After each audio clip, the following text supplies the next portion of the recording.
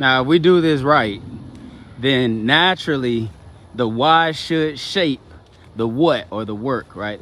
Why you're doing what you're doing should shape the actual work that you're doing day to day. Okay.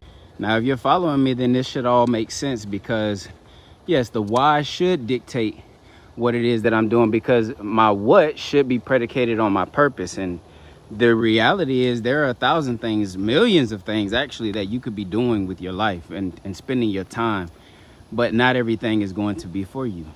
And so if you're experiencing stress, if you're experiencing burnout, if you're experiencing anxiety, if you're having health complications, it could very well be because the work you're doing is not what you were designed to do. It could be that you simply said yes to the opportunity, but did not consider what it would cost. But the good thing about all of this is that when we talk about work, is like a rubber ball, right? Meaning that you can drop it and it'll bounce right back, right?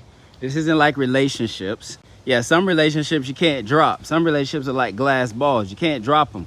Maybe one time, but 2 times it's a wrap, right? And so good news for the individual, whether it be you or your downline, or even your supervisor, or someone who's leading you.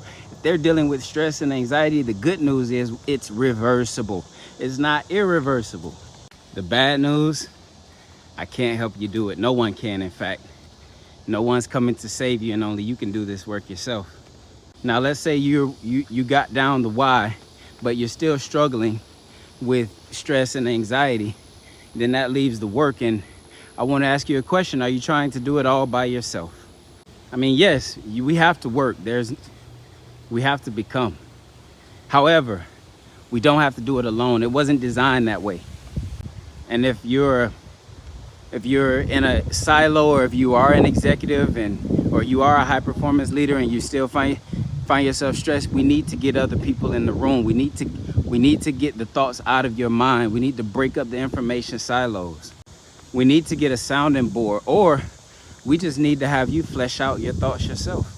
And so as someone who's been an entrepreneur for over a decade now, one of the main ways that I've been able to consistently have peace and not deal with stress or overwhelm has honestly been because I write, I journal, I get my thoughts out of my head.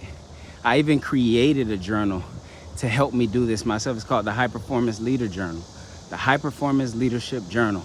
And in it, I have mind tools that I leverage to help me work through the same concepts that we're sitting here talking about right now. And so when people say, why are you always happy, or how are you always in a good mood? Aren't you stressed sometimes?